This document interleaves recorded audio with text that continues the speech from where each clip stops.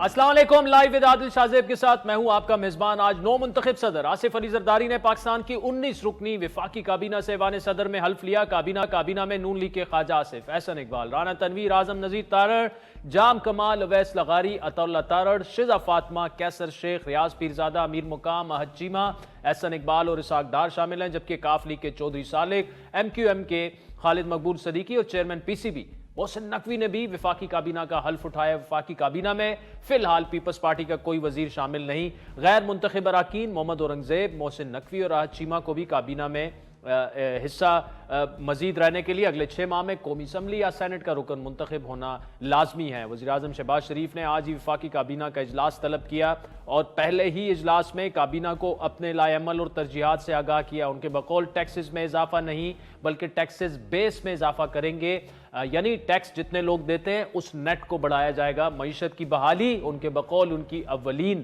ترجیح ہے، ایجنڈا ہے۔ مہنگائی کا خاتمہ بھی ان کی ترجیح ہے۔ ٹیکس چوروں اور ٹیکس چوری میں ملوث افسران کو وہ نہیں چھوڑیں گے۔ وفاقی کابینہ میں جہاں نئے چہرے شامل ہوئے ہیں وہیں پرانے اور منجے ہوئے جو نون لیگ کے سیاستدان تھے وہ جگہ بنانے میں ناکام رہے ہیں۔ نون لیگ کے نائب صدر سینئر رہنما خرم دستگیر ہوں، سابق وزیر داخلہ جناب رانا ثناء اللہ ہوں، سعد رفیق ہوں، میاں جاوید لطیف ہوں، عرفان صدیقی صاحب ہوں، انہیں کابینہ میں شامل نہیں کیا۔ یہ وہ لوگ ہیں جو بڑے سینئر سمجھے جاتے ہیں نون لیگ میں، ان کو بیک بون کہا جاتا ہے۔ اس کے علاوہ شاہد خاقان عباسی پارٹی سے سائیڈ لائن ہو چکے ہیں، مفتاح اسماعیل صاحب بھی آئے جدا کر چکے ہیں۔ اب ان تجربہ کار لوگوں کی غیر موجودگی میں حکومت کس طرح سے ملک کو درپیش چیلنجز سے نبرد آزما ہوگی؟ حکومت کو اپنی تشکیل کے ساتھ ہی مشکل فیصلے کرنے ہیں، بالخصوص آئی ایم ایف سے مذاکرات کا آغاز ہونے والا ہے اور اگلے پروگرام کی منظوری کے لیے آئی ایم ایف کی کچھ شرائط بھی سامنے آ چکی ہیں۔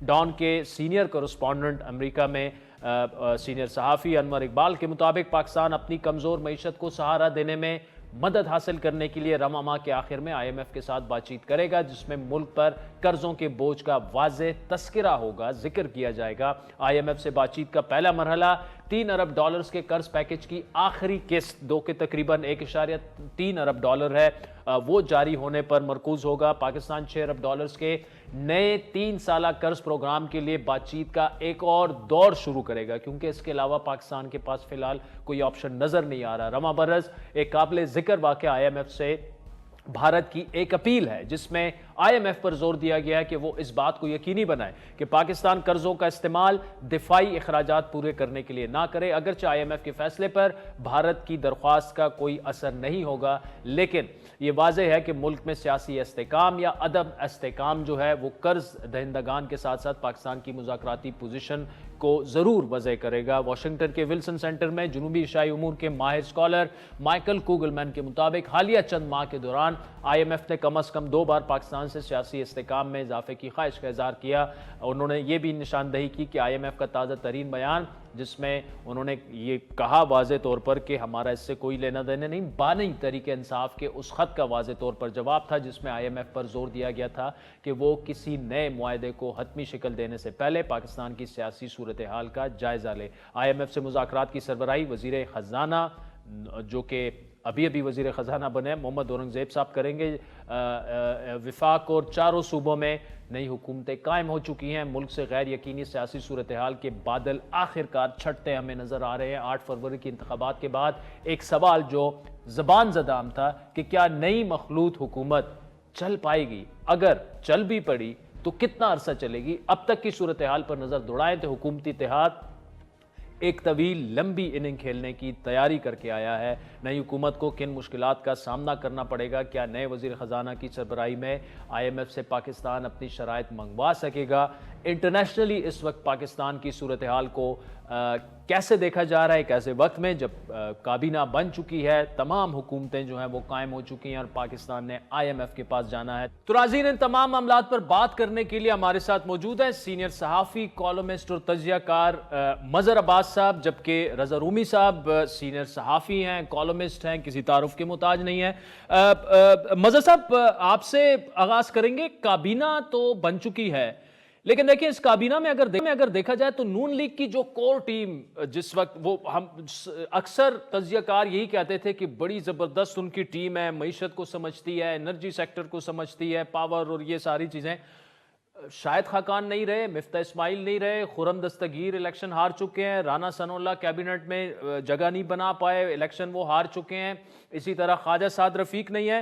आपको कैबिनेट की फॉर्मेशन कैसे लगी? खुसूसन ये बात भी जब हो रही है कि खारजा उमूर में निगरान जो वजीर खारजा थे वो दोबारा से आ चुके हैं, मोहम्मद औरंगजेब साहब जो हैं वो माशी जो गाड़ी चलेगी वो उसको ड्राइव करेंगे, उनका ताल्लुक भी नून लीग से नहीं है। मोहसिन नकवी साहब जिन्हें पीसीबी का चेयरमैन तो फिलहाल बुलाया जा सकता है, अब तो वो इंटीरियर मिनिस्टर बनने जा रहे हैं। इस सारे बैकग्राउंड में ओवर टू यू मजहर साहब, क्या सोच रहे हैं आप, कैसे चलेगी हुकूमत?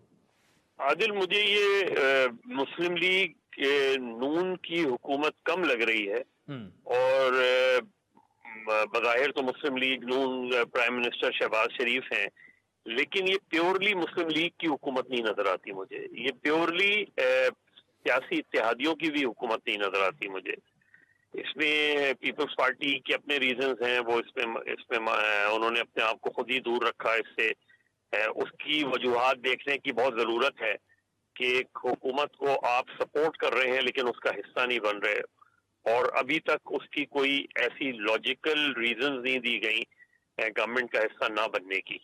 क्योंकि अगर आपको मुस्लिम लीग नून जो है सदारती इलेक्शन में आपको सपोर्ट कर रही है, चेयरमैन सेनेट के इलेक्शन में सपोर्ट कर रही है, दीगर जगहों पे सपोर्ट कर रही है, तो क्यों आप अगर आपसे वो कह रही है कि आप इसका हिस्सा बने, आप नहीं बन रहे उसका हिस्सा।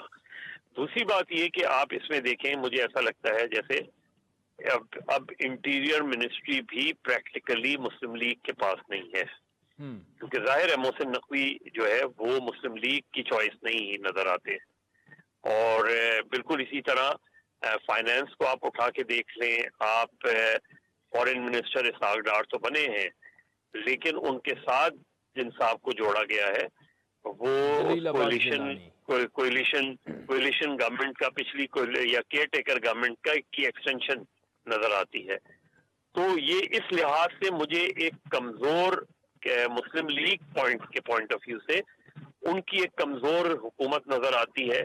और ऐसा लगता है कि जिस तरह इलेक्शन की सारी फॉर्मेशन हुई, जिस तरह हुकूमत बनी है, उसी तरह की कैबिनेट भी बनी है।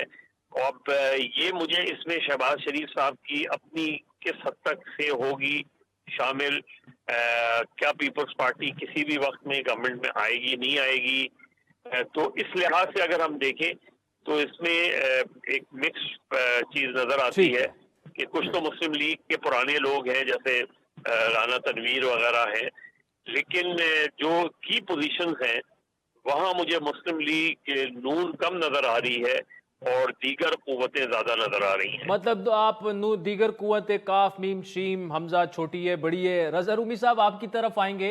मजहर साहब ने तो क्रक्स हमें दे दिया है। अब एक पॉइंट ऑफ व्यू है और इसको आप सवाल भी समझ लें कि जो काकड़ साहब की केयरटेकर गवर्नमेंट रही उसमें यह कहा जाता है कि जी कम से कम इकोनॉमी जो है वो इन्फ्लेशन तो मजीद नहीं बढ़ी ना, 1-2 पॉइंट्स नीचे आई है, रुपए को काबू कर लिया गया, और चूंकि SIFC था और उसमें मुक्तदिर कुव्वतों का भी से थी, तो इसीलिए शायद इकोनॉमी में और फाइनेंस में जो है उसी की हमें कंटिन्यूटी नजर आई। फिर इंटीरियर मिनिस्ट्री आप देखें, मोहसिन नकवी साहब हैं और साथ में जो है आपकी बाकी 1-2 मिनिस्ट्रीज हैं, उनका भी ये मामला है। क्या ये कैबिनेट चैलेंजेस से निमट जाएगी जो चैलेंजेस पाकिस्तान को दरपेश है, इंक्लूडिंग निगोशिएटिंग विद IMF, जो कि अब नून लीग से ज्यादा मोहम्मद औरंगजेब साहब उनसे बात करेंगे? जी बिल्कुल आदिल, ये आपने जो चैलेंजेस का जिक्र किया है, देखिए चैलेंजेस इतने बड़े हैं कि पाकिस्तान में कोई एक सियासी पार्टी या कोई एक फरीक पावर पॉलिटिक्स का उन पर काबू नहीं पा सकता, नबर्द आजमान नहीं हो सकता। उसकी वजह ये है कि जो बड़े बड़े फैसले हैं आपको वहां पे किसी ना किसी सतह पर एक कंसेंसस चाहिए। प्राइवेटाइजेशन का प्लान है, SIFC ने جو انویسٹمنٹ لے کر آنی ہے، لیکن آپ کو اس کے لیے ایک ایسا سیاسی ماحول، سازگار ماحول چاہیے جہاں پر ان بنیادی نکات کے اوپر کسی نہ کسی قسم کا اتفاق رائے موجود ہو۔ دیکھیے ابھی جس طرح یہ کیبنٹ بنی ہے اس میں پاکستان مسلم لیگ نون کے وزراء کی میجورٹی اور ساتھ میں وہ لوگ جو کہ نگران دور میں آگے تھے یا ٹیکنوکریٹس ہیں وہ اس میں شامل ہیں۔ اب اس طرح کی ایک ہائیبرڈ جو نظام ہے وہ اسی وقت کامیاب ہو سکتا ہے کہ جب باقی سیاسی قوتیں جو ہیں وہ بھی اس حکومت کا حصہ ہوں۔ اچھا تو یہ ہوتا کہ قومی حکومت بنتی جس طرح کے چیلنجز ہیں پاکستان کو درپیش، مثلا اس میں پاکستان پیپلز پارٹی بھی ہوتی، پاکستان تحریک انصاف بھی ہوتی، لیکن بہرحال وہ نہیں ہے۔ دوسرا مسئلہ یہ کہ جو سیاسی پولرائزیشن اور عدم استحکام ہے اس کو کس طرح سے قابو پائے گی اس حکومت کو، کیونکہ معیشت کا جو دار و مدار ہے وہ اب ہم سب جانتے ہیں، کوئی بار بار دہراتے ہیں وہی بات کہ وہ سیاسی استحکام کے بغیر نہیں آتا، اور ڈنڈے کے زور سے تو استحکام آ جاتا ہے وہ شارٹ ٹرم ہوتا ہے۔ اسی لیے انٹیریئر منسٹری میں محسن نقوی صاحب کو لایا گیا کہ وہ کنٹرول کر پائیں پی ٹی آئی کو، لیکن وہ زیادہ دیر نہیں چلتا۔ ہم نے دیکھا ہے ماضی میں پاکستان کی تاریخ دیکھ لیجئے یا اور ممالک کی تاریخ دیکھ لیجئے، جب آپ کے لوگوں نے ووٹ دیا ہو اپنی پارٹیز کو، فروری 8 کو ایک پارٹی کو، اچھے خاصے بڑی پارٹی کو ووٹ ملے اور وہ بالکل اس کو دیوار سے اگر آپ لگا دیں گے تو پھر ملک میں جو ایک ٹینشن کا ماحول ہے وہ تو جاری رہے گا، وہ کبھی بھی لاوا بڑھے گا پھیٹ بڑھے گا۔ سکتا ہے۔ اچھا ٹھیک جی ٹھیک ہے، مجھے مظہر صاحب یہ بتائیے گا، اب رضا رومی صاحب نے جو بات کی اس کو تھوڑا سا آگے لے کے چلتے ہیں۔ پی ٹی آئی کو دیوار سے اگر لگایا جا رہا ہے بالکل وہ غلط ہو رہا ہے۔ اب عوام نے ان کو چاہے 1.5 کروڑ ووٹ دیے ہیں، چاہے وہ 6 کروڑ ووٹ دیے ہیں، چاہے جتنے بھی دیے ہیں، لیکن ایک مینڈیٹ ان کے پاس ہے۔ لیکن اگر آگے بڑھنا ہے اور میثاق مفاہمت کی طرف بڑھنا ہے اور یہ پولیٹیکل پولرائزیشن اور ساری چیزیں ختم کرنی ہے، اس میں جو پی ٹی آئی کا ایک رویہ ہے، نہیں بیٹھنا، میں نے بات بھی نہیں کرنی، کچھ بھی نہیں کرنا، ان کے لیے وے فارورڈ کیا ہونا چاہیے؟ کیا کم از کم جو بھی ان کے مطالبات ہیں، جو بھی چیزیں ہیں، وہ بیٹھ کر ہی حل ہوں گے نا؟ اگر آپ بیٹھیں گے نہیں تو 5 سال پھر انتظار کرتے رہیں گے، سڑکوں پر پھر فیصلے ہوں گے پاکستان کے مستقبل کے۔ نہیں عادل، آپ اقدامات ایسے کریں نا جو کانفیڈنس بلڈنگ میجرز ہوتے ہیں۔ کانفیڈنس بلڈنگ میجر دیکھیے، پی ٹی آئی کا غیر انتخابات کے ایک موقف ہے، اب آپ پی ایم ایل این کا ایک دوسرا موقف ہے، یا ان کے اتحادیوں کا ایک دوسرا موقف ہے۔ اب آپ اس چیز کو ایک بات چیت نہیں ہو رہی، ظاہر ہے 2 ایکسٹریم پوزیشنز ہیں، ایک کہتا ہے کہ الیکشن میں دھاندلی ہوئی ہے، ایک کہتا ہے کہ نہیں ہوئی ہے دھاندلی۔ اب آپ اس کا طریقہ کار کیا ہے؟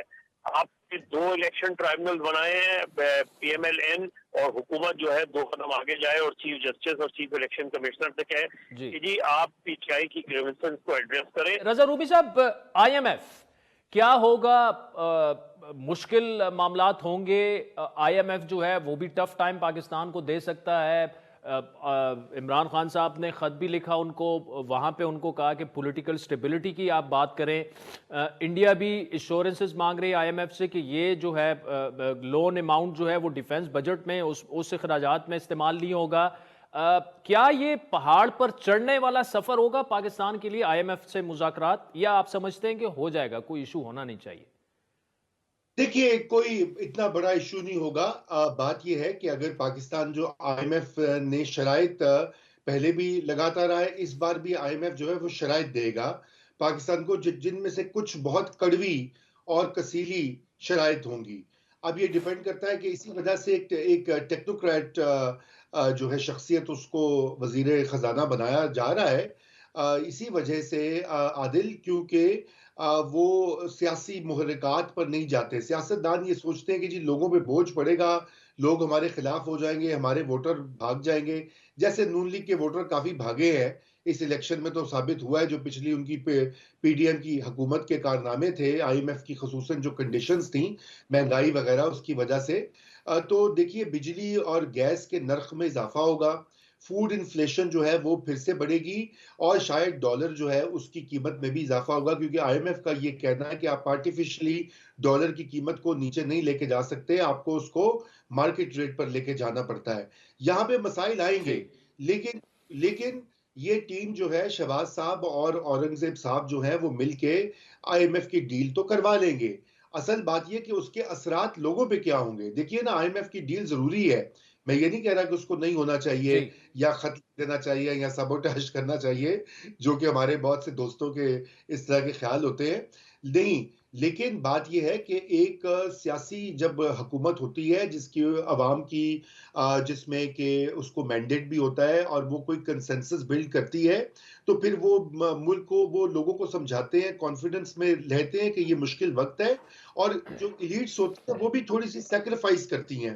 اب یہ تو نہیں ہو سکتا نا کہ جو بڑے تاجر ان پہ کوئی ٹیکس نہ لگے, صنعت کار پہ ٹیکس نہ لگے, ٹیکسٹائل والے کو ملتی رہے مراعات اور ریبیٹس ملتے رہے ایکسپورٹر کو, اور یہ کہ باقی جو بڑے بڑے ادارے ہیں ان کے مزے لگے رہیں, زمینیں بڑھتی رہیں اور ٹیکس سبسیڈیز ملتی رہیں, عوام جو ہے وہ بھٹی میں جھونکے جائیں. اب یہ تو زیادتی ہے نا, اس کے اوپر تو ہمیں بات کرنی پڑے گی اور کہنا پڑے گا. جی چلے, رضا رومی صاحب, مظہر عباس صاحب, thank you so much for joining us. ناظرین آگے چلتے عمر زمان قاہرہ صاحب ہمیں جوائن کریں گے, ان سے پوچھیں گے کہ معاملات کس طرف جا رہے ہیں. ویلکم بیک ناظرین. ڈاکٹر عارف علوی کی صدارت کے عہدے سے سبکدوش ہونے کے بعد آصف علی زرداری صدر پاکستان کی حیثیت سے انہوں نے اپنا عہدے کا وہ حلف اٹھا چکے ہیں. عارف علوی نے کراچی جا کر ایک پریس کانفرنس کی جس میں ان کا یہ کہنا تھا کہ عمران خان کی رہائی کا انہوں نے مطالبہ کیا اور کہا کہ پاکستان مشکل حالات سے گزر رہا ہے.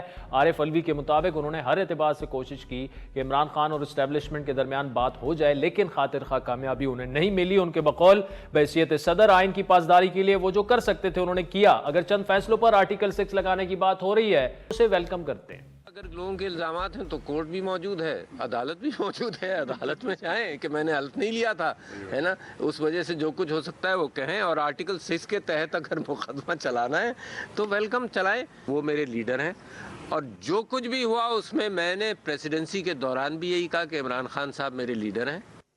سابق صدر نے یہ دعویٰ بھی کیا کہ عمران خان نے کبھی نہیں کہا کہ آرمی چیف فلاں کو لگائیں اور فلاں کو نہ لگائیں, بلکہ ہمیشہ میرٹ کی بات کی. انہوں نے 9 مئی کے واقعات میں توڑ پھوڑ کی مذمت کی اور یہ مطالبہ کیا کہ تحقیقات کریں, جنہوں نے قانون توڑا انہیں سزا ملنی چاہیے. تفصیلی گفتگو کریں گے, ہمیں جوائن کریں گے پیپلز پارٹی کے سینئر رہنما قاہرہ صاحب. قاہرہ صاحب, زرداری صاحب صدر منتخب ہو چکے ہیں, عارف علوی سبکدوش ہوئے, کراچی پہنچے, ایک پریس کانفرنس وہ کرتے ہیں جس میں انہوں نے جو کہا وہ یہ کہ جی اگر مجھ پر آرٹیکل 6 لگانا چاہتے ہیں تو میں ویلکم کرتا ہوں اس کو. آپ کو یاد دلاتے چلیں کہ جو قاسم سوری صاحب کی رولنگ تھی اور اسمبلی ڈیزالو کرنے کی, اب کیا آپ سمجھتے ہیں کہ موجودہ جو ملک کی صورتحال ہے اس میں آگے بڑھنا چاہیے یا جس نے آئین توڑا, آئین شکنی کی, انہیں سزا ملنی چاہیے؟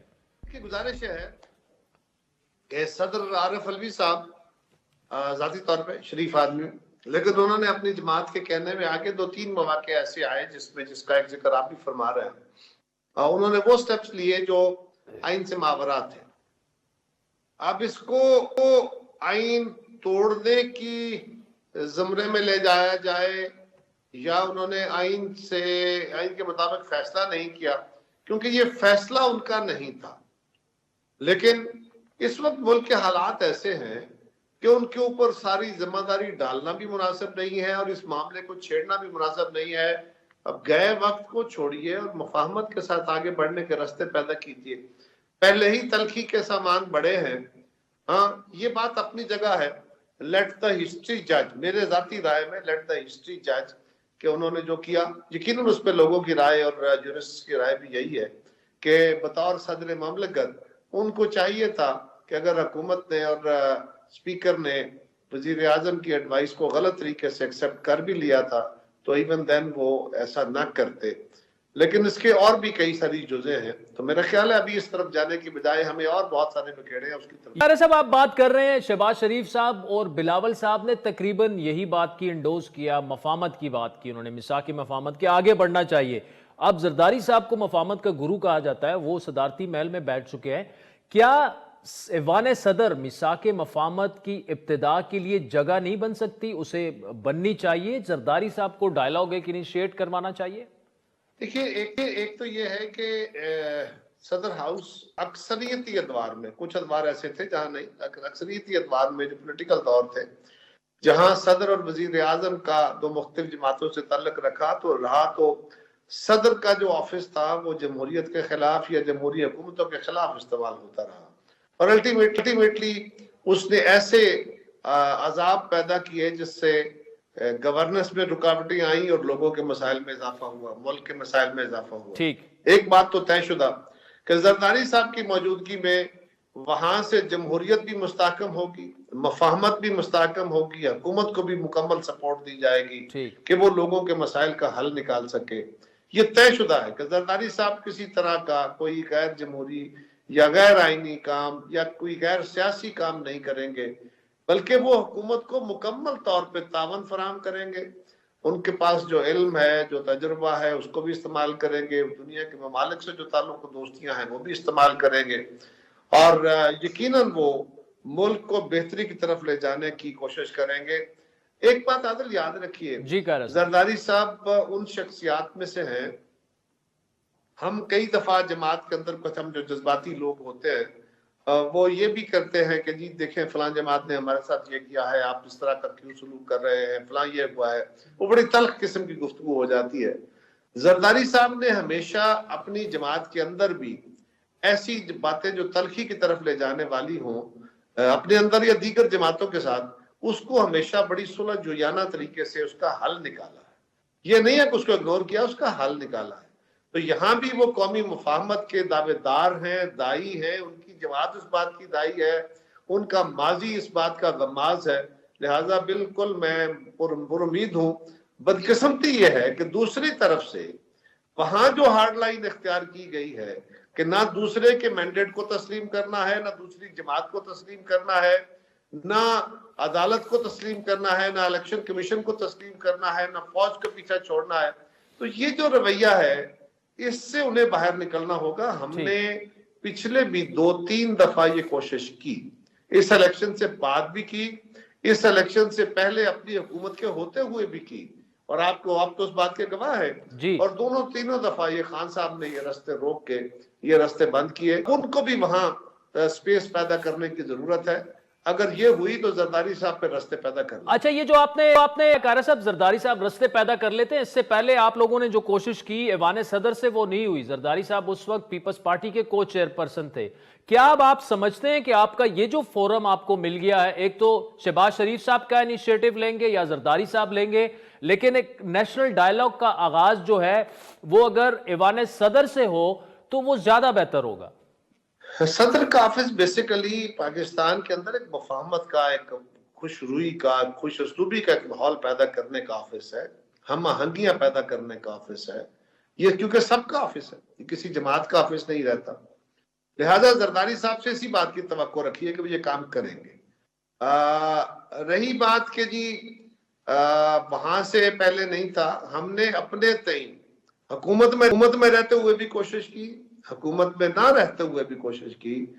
اب بھی میں یہ کہہ رہا ہوں کہ آپ کو اور آپ کے تمام ان ساتھی اینکرز کو، میڈیا والوں کو، صحافیوں کو یہ کہہ رہا ہوں کہ آپ لوگ ماضی کو سامنے رکھتے ہوئے یہ دیکھیے کہ اگر خان صاحب اور ان کی جماعت اپنے اندر یہ سپیس پیدا نہیں کرتی اور وہ اس کو اپنے ہتھیار کے طور پہ اس لڑائی اور نفرت کے عمل کو، تقسیم کے عمل کو ایک ہتھیار کے طور پہ استعمال نہیں کرتی، تو بالکل رستے پیدا ہوں گے، بالکل رستے پیدا ہو سکتے ہیں، تلخ ترین حالات میں بھی رستے پیدا ہو سکتے ہیں، لیکن اس کے لیے ضروری ہے کہ دوسری طرف بھی اب کچھ ادراک ہو جائے، کچھ سمجھ آ جائے، اور وہاں بھی اس کی ضرورت محسوس کی۔ کائرہ صاحب آپ ہمارے ساتھ موجود رہے گا۔ ناظرین بریک کے بعد یہ گفتگو جاری رکھتے ہیں۔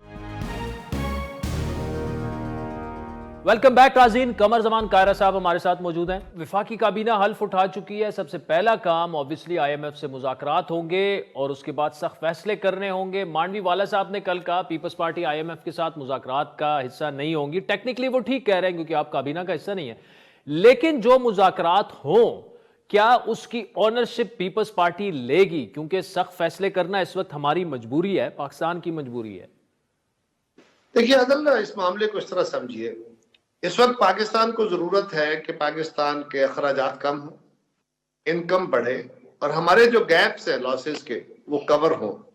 اس کے لیے گورنمنٹ آف پاکستان کو کچھ اقدامات کرنے کی ضرورت ہے۔ اس میں ایک معاہدہ IMF کے ساتھ ہے، IMF کی کچھ شرائط ہوں گی، اور وہ شرائط بھی کس بات کے لیے ہے کہ آپ کا ڈیفیسٹ کم ہو، بجٹ ڈیفیسٹ کم ہو، آپ اپنے اخراجات کو کنٹرول کریں، آپ اپنی سبسڈیز کو کم کریں۔ کیوں کم کریں؟ اس لیے کہ آپ کی آمدن کم ہے، اخراجات زیادہ ہیں۔ آپ کی لائبلٹی زیادہ ہے, ایسٹس تھوڑے رہ گئے.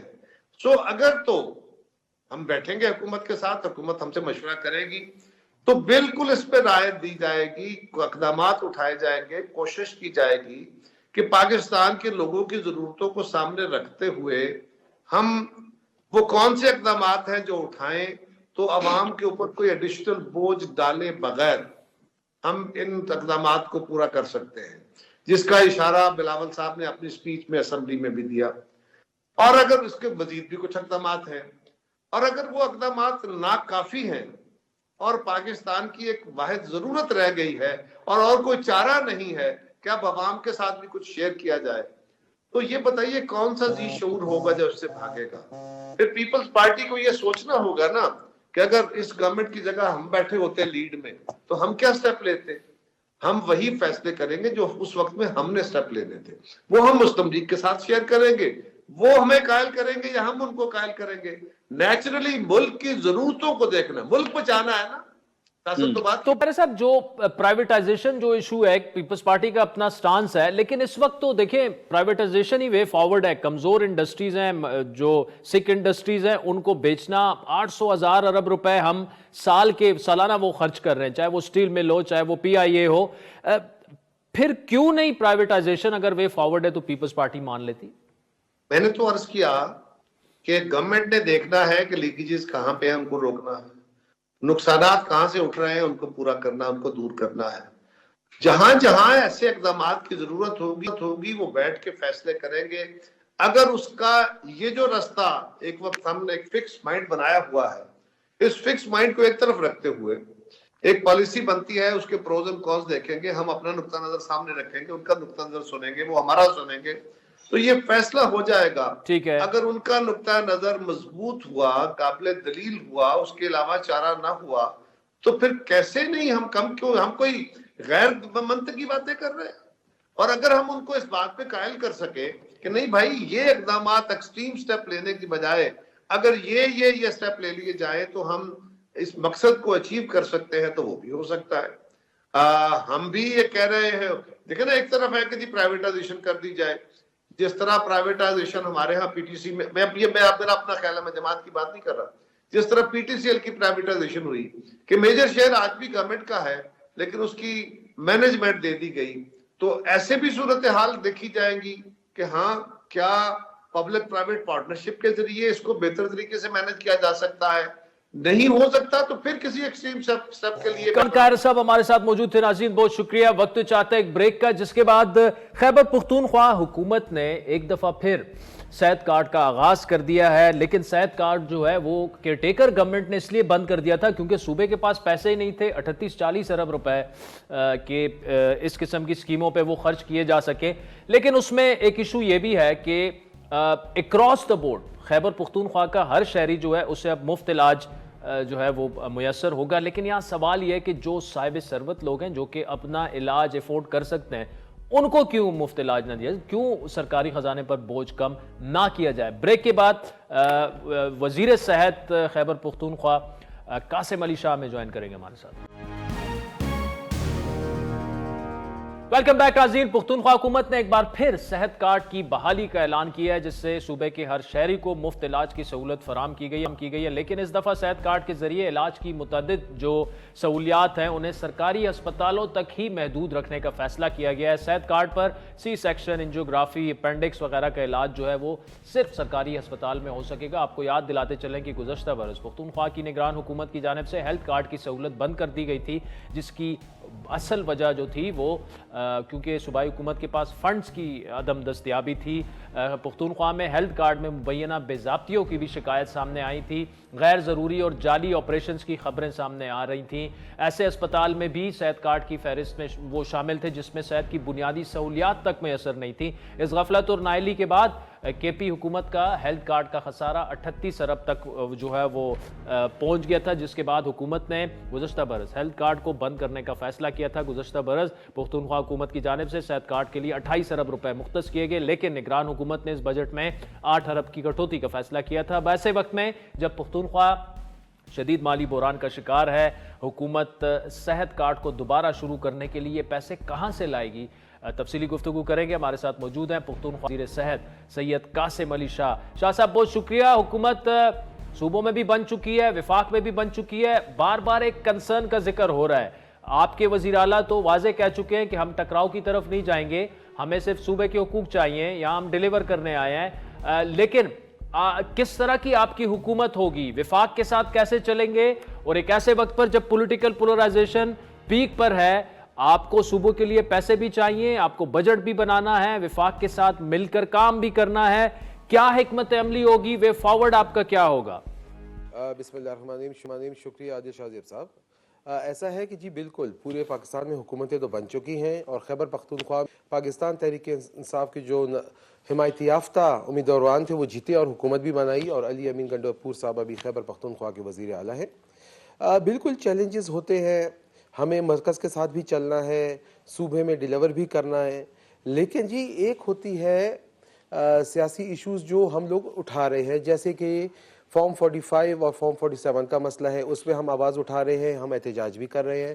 لیکن ایک ہوتے ہیں فیڈرل گورنمنٹ اور پروونشل گورنمنٹ میں ایک بزنس کا تعلق ہوتا ہے, ایک تعلق ہوتا ہے جس میں ہم ایک دوسرے کی سپورٹ بھی کرتے ہیں, فنڈز کے حوالے سے بھی بات کریں, پروفیشنلزم کی بات ہے وہ بھی ساتھ چلے گی. اور اس کے علاوہ جو ہمارے اعتراضات ہیں, جیسے کہ ہمیں خواتین کی سیٹس نہیں دی جا رہی, وہ ہمارا رائٹ ہے, ہر پاکستانی کا رائٹ ہے کہ جہاں ہم ان کو کچھ غلط لگے اس پہ آواز اٹھائیں, اس پہ ہم آواز بھی اٹھائیں گے. لیکن ہم بالکل تصادم کی طرف اور اس طرف نہیں جانا چاہتے. ہم چاہتے ہیں کہ مرکزی حکومت جو ہے وہ ہمارا حق دے, اور ہمارے ساتھ جو حکومتی جو بزنس ہے وہ ہمارے ساتھ صحیح طریقے سے چلے, اور ہم بھی ان کے ساتھ صحیح چلنے کو تیار ہیں. شاہ صاحب مجھے دیکھیں, ایک تو ہم نے دیکھا کہ آپ کی جو گزشتہ حکومت تھی پختونخوا کی, وہ وفاق کے ساتھ ایک ٹکراؤ کی سچویشن تھی. اس وقت کے وزیر اعلیٰ ٹرک پر چڑھ کر اسلام آباد پہنچ جاتے تھے. کیا ابھی بھی ہمیں وہ چیز دیکھنے کو ملے گی, مطلب کیا ٹکراؤ کی طرف یہ معاملہ جائے گا؟ کیونکہ ایک تاثر یہی دیا جا رہا تھا اس وقت کہ جیسے اسلام آباد میں کسی اور ملک کی حکومت ہے, کہ بس جی آئیں اور چڑھائی کر دیں. تو ایسا کیا اب بھی ہوگا؟ دیکھیے جی, یہ چیزیں جو ہے نا, ان کا سب اختیار جو ہے مرکزی حکومت کے پاس ہے. اگر وہ انصاف کریں گے, اگر وہ صحیح طریقے سے ہمارے صوبائی حق دیں گے, اور جو ہماری جائز ڈیمانڈز ہیں جو میں پہلے بتا چکا ہوں, 2-3 ڈیمانڈز آپ کو بتا چکا ہوں, اگر اس پہ وہ پورا کرتے ہیں تو ڈیفینیٹلی کوئی چیز بھی تصادم کی طرف نہیں جائے گی. مطلب جو ہم لوگ پرامن لوگ ہیں, ہمارے احتجاج بھی پرامن ہوتے ہیں, لیکن اگر تکلیف دی گئی, اگر ہمارا حق کھینچا گیا, اگر جو ہماری ڈیمانڈز ہیں, چاہے وہ خواتین کی ریزرو سیٹس ہوں, خان صاحب کی رہائی ہو, اگر اس پہ سختی کی جاتی ہے اور ظلم زیادتی کی جاتی ہے تو پرامن احتجاج ہوگا. پشاور میں بھی ہوگا, اسلام آباد میں بھی ہوگا, پورے پاکستان میں ہوگا, اور یہ اس کے ہمیں جو ہے قانون اجازت دیتا ہے, اس سے ہمیں کوئی روک نہیں سکتا. اور ہم پھر مجبوراً احتجاج بھی کریں گے, اپنی آواز بھی اٹھائیں گے, اور ہماری یہ احتجاج تب تک چلے گا جب تک ہمیں انصاف نہیں ملتا. ٹھیک ہے. اچھا, ہیلتھ کارڈ کو سسپینڈ کیا گیا, بڑی وجہ اس کی بجٹ تھی. 28 ارب پہلے مختص ہوئے, پھر اس کی کاسٹ بڑھتے بڑھتے 38 تک پہنچ گئی. نگران حکومت کو مجبوراً اس کو بند کرنا پڑا. اب آپ نے دوبارہ سے اس کو اناؤنس تو کر دیا ہے, لیکن ایک ایسے وقت میں جب صوبہ قرضوں میں جکڑا ہوا ہے. شاہ صاحب, مالی مشکلات ہیں, وفاق میں آپ کی گورنمنٹ نہیں ہے, بہت سارے مسائل ہیں, یہ پیسے کہاں سے آئیں گے؟ اس کی کیا آپ نے کوئی کاسٹنگ کی ہوئی ہے؟ اس کو آپ مینج کیسے کریں گے ہیلتھ کارڈ کو؟ جی ایسا ہے نا جی, کہ ایک کیئر ٹیکر گورنمنٹ میں اور ایک عوامی حکومت میں بہت فرق ہوتا ہے. تو بالکل جو ہے کیئر ٹیکر گورنمنٹ اس کو نہیں چلا پائی, اور تقریباً 18 بلین کا جو ہے نا ایک پیمنٹ ہم پہ چھوڑ کے گئی تھی. ہم کچھ پیمنٹ ان کو کر چکے ہیں اسٹیٹ لائف کو, اور ہمارے پاس پورا پلان موجود ہے. یہ سسٹینیبل پروجیکٹ ہے, اور انشاءاللہ تعالی یہ دوبارہ رکے گا نہیں.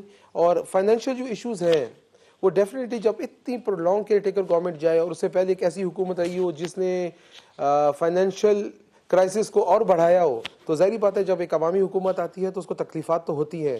لیکن ہمارے پاس بہت اچھی ٹیم موجود ہے. ہمارے چیف منسٹر صاحب بہت زیادہ کنسرن ہیں فائنینشیل ایشوز کو کیٹر کرنے کے لیے, اور ہماری تمام ورکنگ ہو چکی ہے. جہاں تک بات ہے صحت انصاف کارڈ کی, اس میں کوئی رکاوٹ نہیں آئے گی.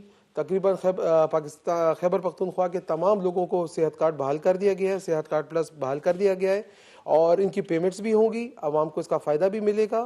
اور جو فائنینشیل مینجمنٹ ہے انشاءاللہ تعالی خیبر پختونخوا میں بہت اچھی طریقے سے ہوگی.